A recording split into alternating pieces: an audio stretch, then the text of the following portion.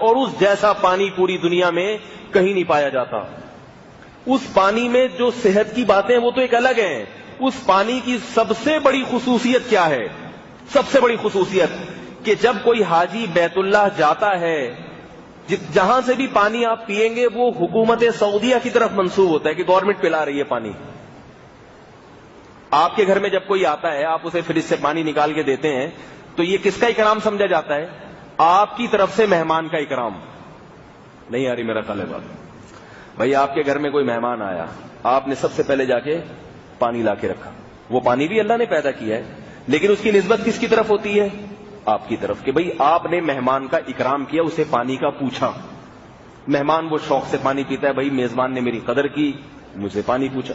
بعض دفعہ ایسا ہوتا ہے اس کا دل نہیں چاہ رہا ہوتا, مگر ایک گھونٹ پی ہی لیتا ہے کہ بھئی لے کر آئے ہیں تو چلو ایک گھونٹ پی لو. زمزم کی سب سے بڑی خاصیت یہ ہے کہ اس کی نسبت کسی انسان کی طرف, بولو بھائی, نہیں ہے. یہ اللہ پلا رہا ہے اپنے آنے والے مہمانوں کو پانی. اللہ پلا رہا ہے.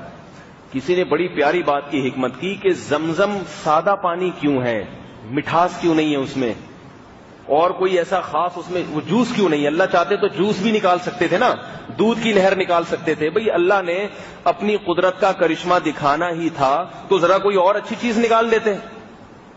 سوال سمجھ میں نہیں آ رہا تو جواب کہاں سے سمجھ میں آئے گا؟ بھئی آپ کے گھر جب کوئی مہمان آتا ہے تو پانی تو سب سے کم درجے کی چیز ہے. آپ اس سے جو پوچھتے ہیں بھئی ٹھنڈا چلے گا یا گرم, تو ٹھنڈے سے مراد کیا ہوتا ہے؟ Cold drink. ٹھنڈے سے کیا مراد ہوتا ہے؟ اور گرم سے چائے. اب کوئی مہمان آیا آپ کے گھر, آپ نے پوچھا ٹھنڈا چلے گا یا گرم, وہ خوشی سے کہتا ہے گرم. آپ گرم پانی کر کے لے آئیے, لوگ پی لو. اس کو غصہ آئے گا نا. گرم سے مراد ہے چائے یا سوپ, کوئی ایسی چیز ہو فینسی قسم کی. ٹھنڈے سے مراد کیا ہے؟ Cold drink. بعض لوگ ہوتے ہیں نا بالکل جو لفظ بولتے ہیں وہ کہتے ہیں ہماری وہی مراد ہے, حالانکہ ایسا نہیں ہوتا. ہاں زمزم جو ہے نا, زمزم. اب ہمارے ہاں جب کوئی آتا ہے تو ہم اس سے صرف پانی کا نہیں پوچھتے, یا تو کولڈ ڈرنک کا پوچھتے ہیں, یا گرم کا پوچھتے ہیں, یا کھانے کا پوچھتے ہیں. یہ اکرام ہوتا ہے.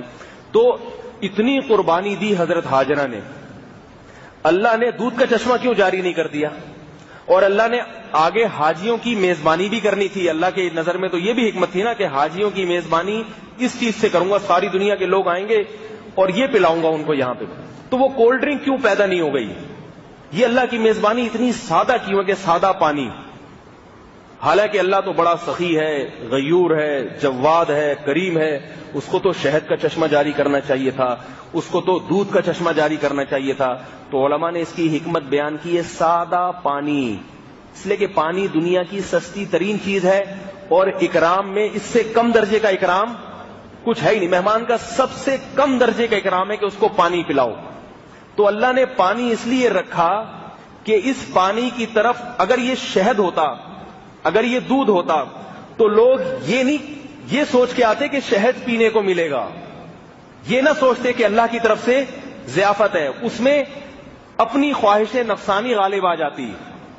اور غیر مسلم بھی یہ کہتا کہ اصل میں یہاں سے اتفاق سے کوئی سائنسی کوئی وجہ ہوئی ہوگی جس میں شہد کا چشمہ پھوٹ گیا, تو اس جگہ کو لوگوں نے عبادت خانہ بنا دیا اور طواف خانہ بنا دیا. جیسے ہندوؤں کے یہاں ہوتے ہیں نا شعبدے کچھ نکل آئے, جیسے کہیں ہوتا ہے کوئی گرم پانی کا چشمہ نکل, یہاں ہے نا منگو پیر پہ گرم پانی کا چشمہ ہے, تو لوگوں نے اس جگہ کو پتہ نہیں منتیں پوری کرنے کا ذریعہ بنا دیا کہ بھئی یہ تو گندک والا گرم پانی, کھولتا ہوا پانی, تو اس میں مگرمچھ لا کے چھوڑ دیے, وہ منتیں پوری ہو رہی ہیں. تو یہ خطرہ ہو سکتا تھا مستقبل میں کہ غیر مسلم کہتے اصل میں یہ جگہ بالکل بیابان تھی, اچانک یہاں سے شہد کا چشمہ پھوٹ گیا, تو مسلمانوں نے کیا کیا, یہاں چار دیواری بنا کے اس کو عبادت کی جگہ بنا دی. اس کنسپٹ کو ختم کرنے کے لیے کہ بھئی یہاں کوئی اٹریکشن کی چیز نہیں ہے, کچھ بھی نہیں ہے یہاں پہ سوائے پانی کے. پانی تو آپ کو اپنے گھر میں بھی مل جائے گا. تو اب اس پانی کو اگر کوئی پیے گا تو صرف اس شوق سے کہ یہ پانی کے پانی ہونے کو نہیں دیکھے گا, وہ یہ دیکھے گا اس کا پلانے والا کون ہے اور اس کی نسبت کس پانی کی طرف ہے.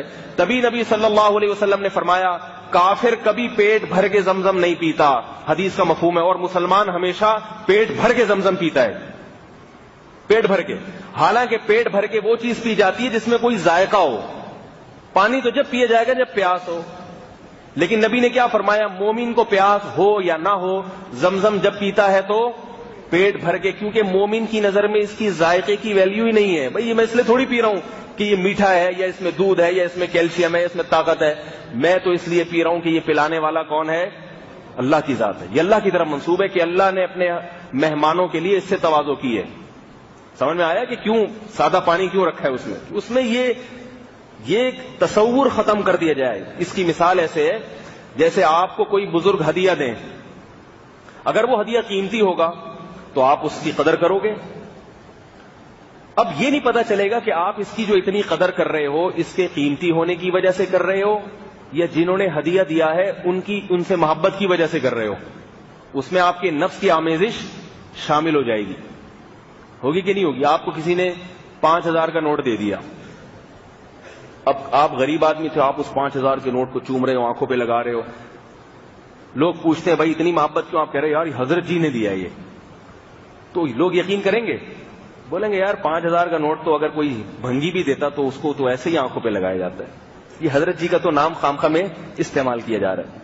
لیکن اگر حضرت جی 5 روپے کا سکہ دیں آپ کو اور آپ اس کو آنکھوں پہ لگا رہے ہو اور دل پہ لگا رہے ہو اور اس کو پلاسٹک کوٹنگ کرا کے گھر میں رکھ لیا آپ نے کہ حضرت جی ہمارے گھر آئے تھے، ان کی یادگار ہے. حضرت مفتی تقی عثمانی صاحب نے کسی شخص کو 5 روپے ہدیے کے طور پہ دیے، وہ بیچارہ غریب سا آدمی تھا، تو اس نے پلاسٹک کوٹنگ کرا کے اپنے گھر میں لگا لیا وہ کہ بھئی یادگار ہے کہ اتنے بڑے بزرگ کے ہاتھ سے مجھے یہ ہدیہ ملا ہے، تو پلاسٹک کوٹنگ کرا کے.